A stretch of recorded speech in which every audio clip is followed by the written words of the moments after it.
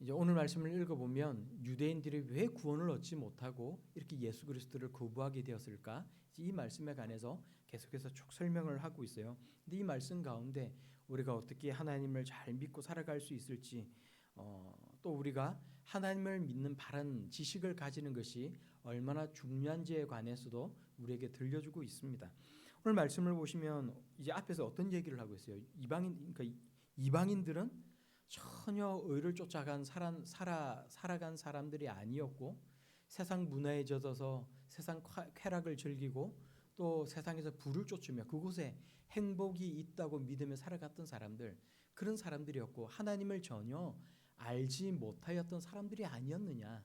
그런데 그런 이 이방인들이 예수 그리스도를 믿어서 하나님의 의에 이르렀다라고 설명을 하고 있습니다.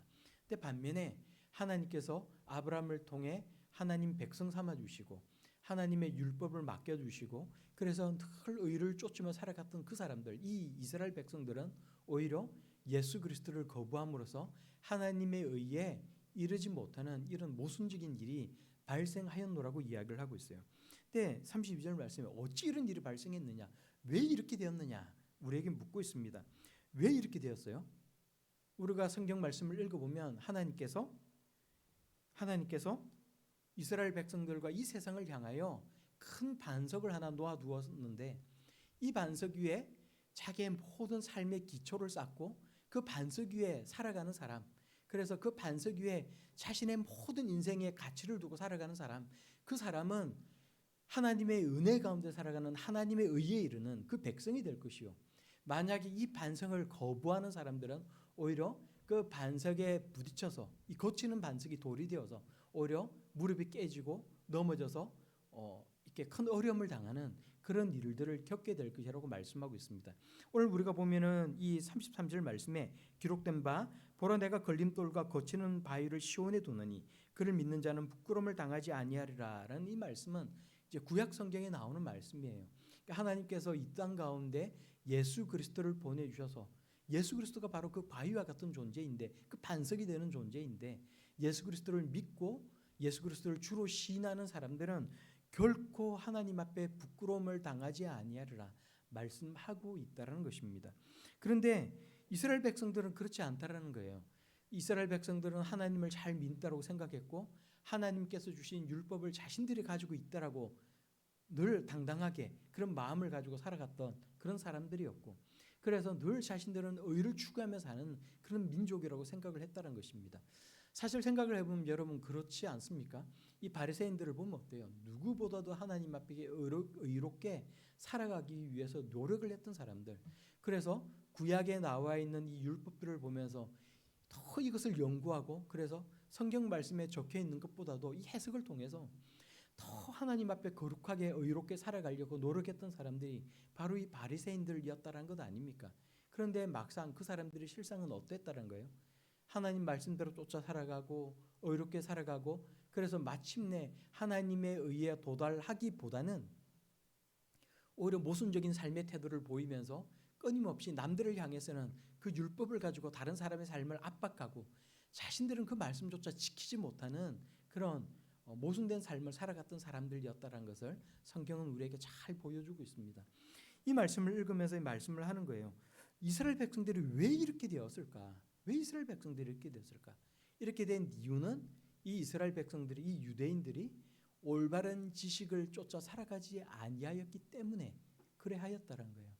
하나님의 말씀을 가까이 하면서 이 말씀을 묵상하고 그래서 이 말씀대로 늘 살아간다라고 얘기했던 유대인들이었지만 정작 하나님의 올바른 말씀을 깨닫지 못하여서 하나님을 아는 지식이 없어서 성경을 읽으면서도 이 말씀이 우리에게 무엇을 말씀하고 있는지에 관해 제대로 깨닫지 못하여서 그렇게 살았다는 것입니다. 누구보다도 선을 행하고 의를 지키고 의를 통해 자신의 행위를 통해 하나님의 의에 이르기 위해서 노력하고 있다고 자부하였던 그 이스라엘 백성들이 오히려 그러한 삶을 살지 못하였기 때문에, 자신들의 그 이상과 현실이 너무나도 괴리되어 있었기 때문에, 그래서 하나님께서 어떻게 하셨다는 거예요? 하나님께서 이미 구약 성경을 통해 우리에게 말씀하셨다는 것입니다. 약속하셨다는 거예요. 율법이라는 것은 오실 예수 그리스도를 위한 그림자일 뿐이고 이제 예수 그리스도 그 메시아가 이 땅 가운데 오면 너희가 그 반석에 너의 삶의 기초를 쌓으며 살아가라. 너희가 그렇게 살면 너희가 구원을 받을 것이다. 하나님께서 말씀하셨다는 것입니다. 그런데 이 유대인들이 그런 예수 그리스도를 거부하고 여전히 자신의 의를 지키며 자신의 삶의 그 행위로 하나님의 의에 이르기 위해 노력하였다는 거예요. 그러므로 실패하고 말았다는 것입니다. 여러분, 유대인들이 왜 실패했다고요? 하나님 예수 그리스도를 받아들이고 우리가 구원을 얻기 위해서는 우리 자신의 모습에 관해 솔직할 수 있어야 된다는 것입니다. 자신의 모습을 그대로 인정할 수 있어야 된다는 거예요. 여러분, 우리가 예수 그리스도를 믿고 예수 그리스도는 나의 주시라고, 예수님께서 이 땅 가운데 오신 이유는, 예수님께서 십자가에 달려 죽으셨다가 부활하신 그 이유는 나의 죄를 사해 주시기 위함이라고 여러분 정말로 고백하고 계십니까? 그렇다면 내가 그것을 고백하기 위해 전제가 되는 것은 무엇입니까? 뭐가 전제가 되어야 되는 거예요? 내가 하나님 앞에 철저한 죄인이라는 것. 내가 결코 나의 능력과 내 힘으로 나의 공덕으로는 결코 하나님의 의에 이룰 수 없다는 것. 나는 정말로 비참한 죄인일 수밖에 없다는 그 사실을 내가 철저하게 깨닫고 그것을 인정할 수가 있어야만 내가 예수 그리스도 나의 구주로 고백할 수 있다는 것입니다. 그 십자가의 사건 앞으로 내가 나아갈 수 있다는 거예요. 예수 그리스도께서 나를 위해 십자가에 달려 죽으셨고 부활하셨다는 그 사실을 내가 정말로 인정할 수가 있다는 것입니다. 유대인들은 그러하지 못했다는 거예요. 왜 그러하지 못했다라고요? 자존심이 너무나도 강하여서, 내가 그것을 인정하기 싫어서, 내가 그것을 인정하게 되면 내가 너무나도 비참하게 되기 때문에. 여러분, 우리도 마찬가지 아닙니까? 여러분, 오늘날 우리가 죄인이라는 이야기를 우리가 왜 그렇게 듣기 싫어합니까? 우리가 죄를 지으며 살아간다는 사실을 왜 그렇게 인정하기 싫어합니까? 지금 이 세상이 이렇게까지 된 그 이유가 죄를 짓고 타락하고 하나님과 멀어지고 세상 사람들이 죄를 향해 치달아 나아가고 결국은 하나님의 심판에 이를 수밖에 없다는 그 사실을 우리가 인정하지 못하는 그 이유가 무엇입니까? 죄를 인정하지 않기 때문에, 우리가 죄인이라는 그 사실을 정말로 고백하지 않기 때문에, 그 사실을 인정하는 순간 내가 너무나도 자존심이 상하고 내가 너무나도 비참해지기 때문에, 그것을 결코 받아들일 수 없기 때문에, 그래서 그렇다는 거예요. 오늘날 교회 출석하는 많은 성도들이 죄에 대한 이야기를 하지 말라고 이야기를 합니다. 여러분, 왜 그렇습니까? 인정하기 싫기 때문에, 내가 그것을 마주하기가 너무나도 싫기 때문에, 나는 그저 좋은 존재라는 이야기만을 듣고 싶기 때문에. 그러나 여러분, 오해하지 마십시오. 결코 우리는 착각해서는 안 돼요.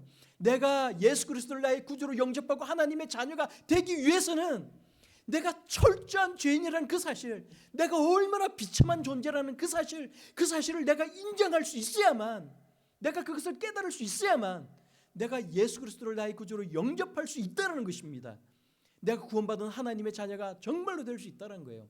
그렇다면 오늘 이 시간, 이 유대인들의 실패와 유대인들의 이 잘못을 통해서 우리가 깨달을 수 있는 것은 무엇이란 말씀입니까? 여러분, 무엇을 우리가 깨달을 수 있어요? 나는 내가 돌아보면 나는 정말로 내가 죄인이고 내가 정말 비참한 존재, 하나님의 은혜가 없으면 내가 아무것도 아니요, 아무런 능력도 없는 부족한 존재라는 것을 내가 정말로 깨닫고 있는가?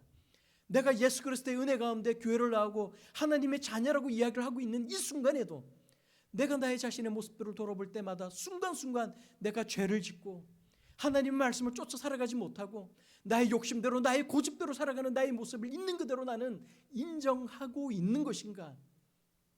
우리의 모습들을 돌아볼 수가 있어야 된다는 것입니다. 여러분, 우리는 어떤 모습을 가지고 하나님 앞에 나아갑니까? 하나님의 은혜가 감사하기 위해서는 그 은혜가 너무나도 감사하여서 나의 모든 삶을 예수 그리스도 앞에 내어놓기 위해서는, 하나님 앞으로 던져놓기 위해서는, 내어드릴 수 있기 위해서는 내가 철저한 죄인이라는 사실, 하나님의 은혜에 의해서 내가 놀라운 하나님의 자녀가 되었다는 그 사실을 인정할 수 있어야 된다는 그 사실을 여러분 결코 잊어버리지 마시기 바랍니다. 내가 죽는 그 순간까지, 하나님 앞에 서는 그 순간까지 모든 것이 하나님의 은혜요, 하나님의 도우심과 하나님의 보살핌 속에 살아가고 있는 나약한 존재가 바로 나라고, 그 하나님의 은혜가 없으면 나는 아무것도 아니었노라고 고백할 수 있는 우리 모두가 다 될 수 있어야 된다는 거예요. 오늘 말씀을 보면 사도 바울이 오늘 이 로마서의 말씀을 통해서 우리에게 말씀하고 있어요. 우리가 2절 말씀을, 우리가 2절 3절 말씀을 우리가 같이 읽어보도록 하겠습니다. 시작. 내가 증언하노니 그들이 하나님께 열심히 있으나 올바른 지식을 따른 것이 아니니라. 하나님의 의를 모르고 자기 의를 세우려고 힘써 하나님의 의에 복종하지 아니하였느니라.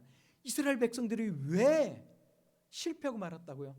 자기의 의를 세우기 위해 힘써 하나님의 의에 복종하지 아니하였기 때문에. 그렇다면 하나님의 의는 무엇입니까? 하나님의 의는 뭐예요? 예수 그리스도의 의라는 것입니다. 예수 그리스도를 통해 우리에게 거저 값없이 주시는 하나님의 은혜라는 거예요. 여러분, 이 은혜로 하나님 앞에 나와 있는 우리 자신의 모습들을 돌아보면서 하나님께 정말로 감사할 수 있는 그런 하나님 자녀들이 다 될 수 있기를 바랍니다. 우리 4절 말씀 보면 그리스도는 모든 믿는 자에게 의를 이루기 위하여 율법의 마침이 되시느니라라고 말씀을 하고 있어요. 근데 여기서 보면은 율법의 마침이 되시느니라라고 할 때 이 마침이라는 단어는 헬라어로 텔로스라는 단어를 쓰고 있습니다. 우리가 여기서 보면 마침이라고 번역을 하고 있지만 사실 여러 가지 많은 뜻을 가지고 있어요. 뭐 성취, 마침, 종결, 완수, 뭐 이런 여러 가지 뜻을 가지고 있습니다. 근데 우리가 생각을 해보면 그래요. 예수 그리스도는 왜 율법의 마침이 되실까? 여러분, 이 의미를 여러분 충분히 묵상하시고 이 의미를 깨닫고 계십니까? 우리가 로마서를 계속해서 함께 나누면서 우리가 율법에 관해서 예수 그리스도의 십자가의 그 하나님의 은혜에 관해서 우리가 계속해서 이야기를 해왔는데, 예수 그리스도께서 율법의 마침이 되신다는 그 말씀의 의미가 뭘까요? 어떤 의미로 우리에게 이 말씀을 하고 있습니까? 예수 그리스도는 왜 율법의 마침이 되십니까?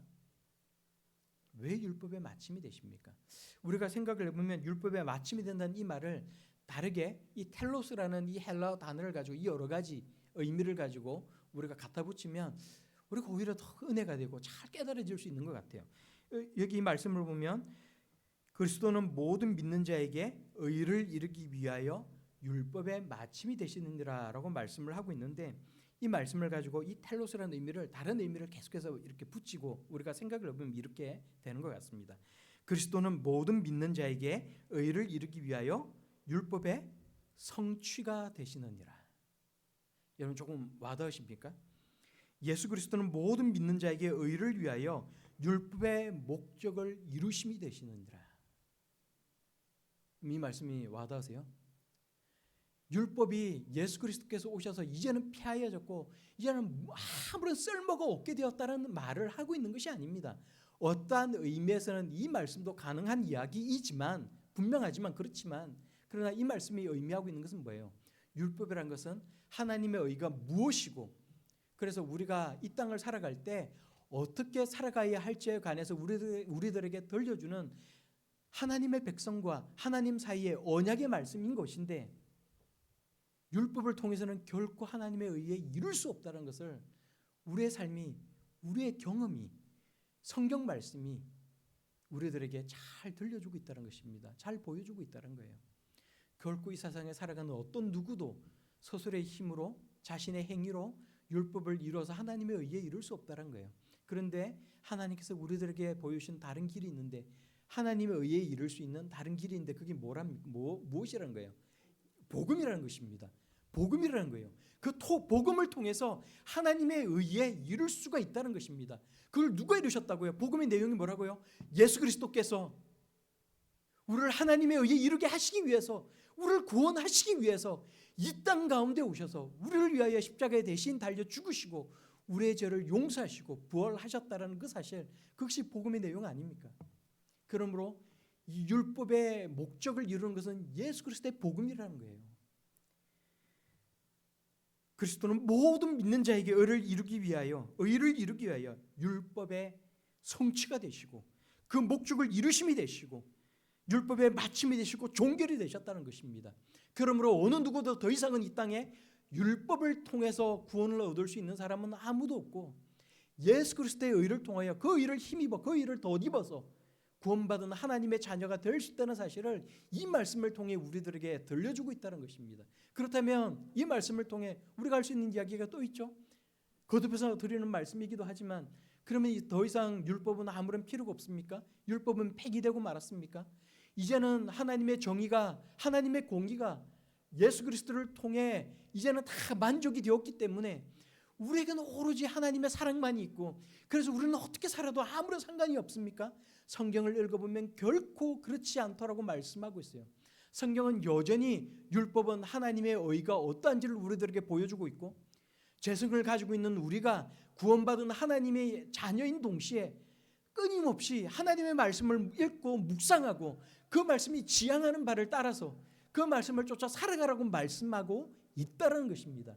말씀을 쫓아 살아가야 된다는 거예요. 말씀을 따라 살아가야 된다는 것입니다. 하나님의 말씀이 우리 발에 우리 삶에 등불 되시고 그 말씀을 쫓아 살아갈 수 있는 하나님의 자녀들, 이 땅의 빛과 소금의 역할을 감당하는 하나님의 자녀들, 하나님의 거룩하심을 드러낼 수 있는 그런 하나님의 자녀들이 다 될 수 있어야 된다고 우리에게 말씀하고 있어요. 그렇지 못하고 마음대로 방종하고 살아가는 사람들, 나는 구원받은 하나님의 자녀라고 이야기를 하면서도 마음대로 죄를 짓고 살아가는 사람들, 육체의 욕심을 쫓아 살아가는 그 사람들에게는 그 사람이 하나님의 자녀가 맞다면 그 사람에게는 하나님의 징계가 있을 것이고, 그러나 그 징계는 하나님께서 그 사람을 너무나도 사랑하셨기 때문에 돌아오라고 깨달으라고 교육시키는 하나님의 징계라고 성경은 말씀하고 있다는 것입니다. 그리고 아무런 징계가 없이 내가 어떻게 살아도, 내 마음대로 살아도, 죄를 짓고 살아도, 내 욕정대로 살아도 아무런 하나님의 징계가 없는 그 사람은 어떤 사람이라는 거예요? 사생을 하는 것입니다. 맞아요. 사생을 하는 것입니다. 앞으로는 하나님의 자녀가 될 수 있을지 없을지 우리는 알지 못하지만, 그러나 그 당시까지는, 지금까지는 그 사람은 하나님의 자녀가 결코 아니라는 것입니다.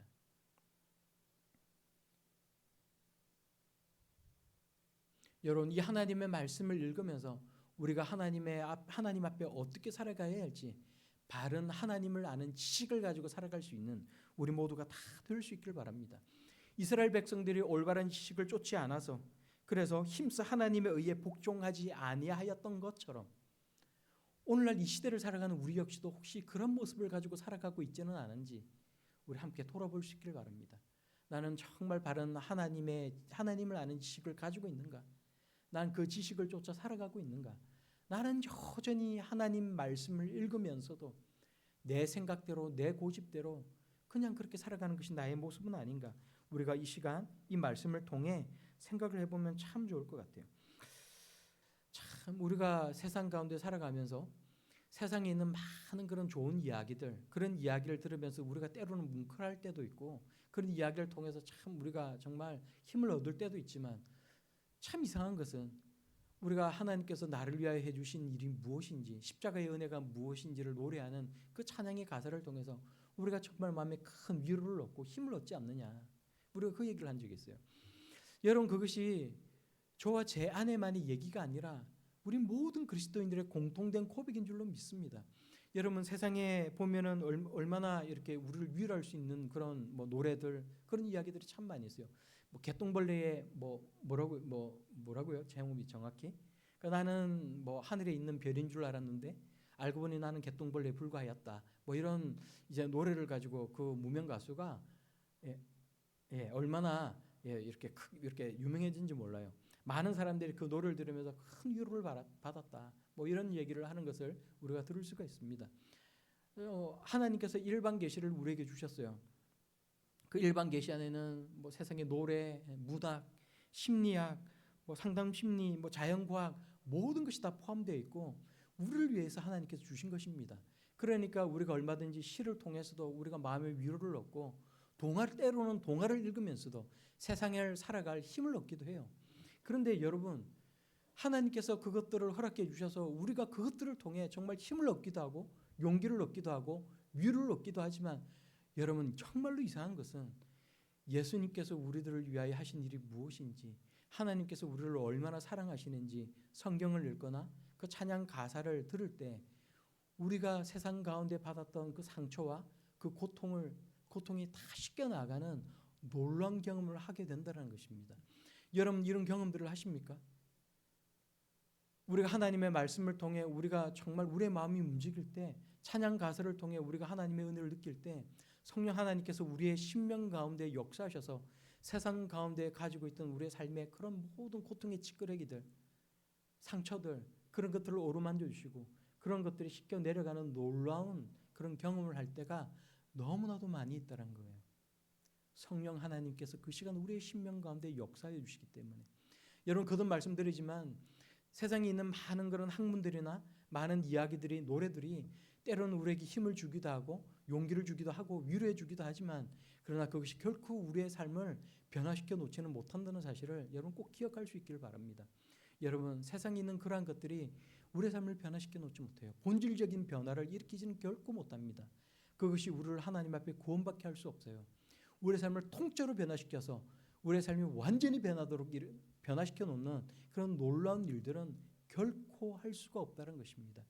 우리의 삶을 정말로 변화시켜 놓고 우리의 세상을 바라보는 그 모든 가치관이 완전히 바뀔 수 있도록 할 수 있는 것은 오직 복음의 말씀이요 하나님의 말씀밖에 없다는 사실을 여러분 꼭 기억할 수 있길 바랍니다. 교회에 나와가지고 여러분 뭐 어떤 세상 이야기를 통해 가지고 위로를 얻고 싶고 그런 이야기를 해서 뭔가 가슴 찡한 그런 이야기를 듣고 싶다면 여러분 TV를 켜세요. 유튜브를 드십시오. 얼마나 가슴 찡하고 얼마나 사람을 웃기고 울리는 얘기들이 많이 있는 줄 모릅니다. 얼마나 입담 좋은 사람들이 얼마나 그 유튜브를 통해 돈을 벌기 위해서 얼마나 많은 것들을 준비해가지고 우리들의 마음을 시잡아 놓는 줄 몰라요. 그러나 그런 이야기를 듣고 들으면 처음에는 뭔가 마음의 위로를 얻고 힘을 얻는 것 같지만, 그러나 끊임없이 반복해서 듣다가 보면 이제는 그것이 그렇고 그런 이야기로밖에 들릴 수밖에 없고 그것이 결코 우리의 삶을 변화시켜 놓지 못한다는 것을 누구나 그리스도인이라면 누구나 다 동일하게 경험한다는 거예요. 한계가 있을 수밖에 없다는 것입니다. 그 속에 복음이 있을 때 복음이 폭발적으로 우리의 마음을 움직이고 그 복음 가운데 역사하시는 성령 하나님께서 우리의 모든 것을 바꿔놓는다는 거예요. 결코 담배를 끊을 수 없는 사람이 담배를 끊게 만들고 술에 중독되어 있던 사람이 술을 끊고 복음 앞으로 나가 전도자가 되게 하는 일을 성령께서 하신다는 것입니다. 복음의 말씀을 통해서 아내를 때리고 술에 취하고 바람을 피우던 남자가 복음을 통해 변화되고 하나님 앞으로 나아가 신실한 하나님의 자녀가 되게 만든다는 거예요. 복음이 그 사람을 그렇게 만든다는 것입니다. 세상의 그 어떤 이야기도, 세상의 그 어떤 노래도, 세상의 그 무엇도 할 수 없는 일을 하나님께서 하신다는 거예요. 복음을 통해 이뤄내신다는 것입니다. 그러므로 우리가 오늘 이 말씀을 통해서 여러분 잘못된 지식을 쫓아서 여전히 이스라엘 백성들처럼 잘못된 방식으로 하나님을 믿는 우를 범하지 않는 그런 우리가 다 될 수 있기를 바랍니다. 오늘 이 말씀을 읽으면서 정말로 하나님을 아는 바른 지식을 통해 하나님 앞으로 나아갈 수 있는 하나님 백성들이 다 되기를 바랍니다. 복음이 무엇인지를 알고 이 복음이 나를 살려놓으라고, 나는 복음과 함께 살아가는 하나님의 자녀라고 고백하며 나아갈 수 있는 그런 저와 여러분들이 다 될 수 있기를 예수님 이름으로 간절히 축원합니다.